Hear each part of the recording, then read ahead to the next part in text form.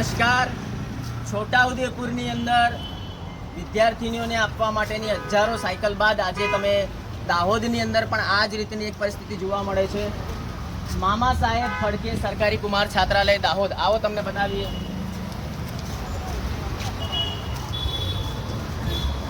હજારોની સંખ્યામાં આ સાયકલ જુઓ, અહીંયા ધૂળ ખાઈ રહી છે. આ જંગલ જેવું ઘાસ ઉભી નીકળ્યું છે. જ્યાં સુધી તમારી નજર પડે ત્યાં સુધી આ હજારોની સંખ્યામાં સાયકલો છે. આ બાજુ પણ આ સાયકલો પડેલી છે. આ તરફ પણ તમે જુઓ, જ્યાં જુઓ ત્યાં સાયકલો પડેલી છે. આ સાયકલો શાળા પ્રવેશ ઉત્સવ 2023માં બાળકીઓને આપવાની હતી. 2023નું વર્ષ પણ પતી ગયું, 2024નો શાળા પ્રવેશ ઉત્સવ પણ પતી ગયો. છતાં પણ આ હજારોની સંખ્યામાં જે આ સાયકલ છે, આ સાયકલો હવે આપવાને લાયક પણ રહી નથી. બિલકુલ ભંગાર પરિસ્થિતિની અંદર આવી ગઈ છે. દાહોદ શહેરની અંદર મુખ્ય માર્ગની ઉપર ITIની બાજુમાં જ કલેક્ટરશ્રીનું નિવાસ પણ છે.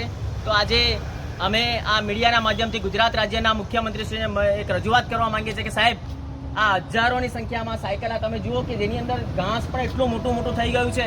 અહીંયાના સ્થાનિક લોકોને પૂછતા જાણવા મળ્યું છે કે લગભગ 2 વર્ષ કરતાં વધુ સમયથી આ સાયકલો અહીંયા પડી છે. તો આ સાયકલો અહીંયા શા માટે પડી છે? આ સાયકલોને વિતરણ શા માટે નથી કરવામાં આવ્યું? એટલે જવાબદાર તંત્રની વિરુદ્ધ કડકમાં કડક પગલાં ભરવામાં આવે એવી અમારી આપ સાહેબશ્રીને નમ્ર વિનંતી છે. આ જુઓ, આ તરફ પણ જુઓ, આ તરફ પણ હજારોની સંખ્યામાં સાયકલ પડી છે. તમને નજીક લઈ જઈને બતાવીશું તમને. આ જુઓ, આ સાયકલ શાળા પ્રવેશ ઉત્સવ 2023 શાળા પ્રવેશ ઉત્સવ 2023ની છે. શાળા પ્રવેશ ઉત્સવ 2023 એટલે 23નું આખું વર્ષ પતી ગયું, 24નું આખું વર્ષ પણ પતી ગયું.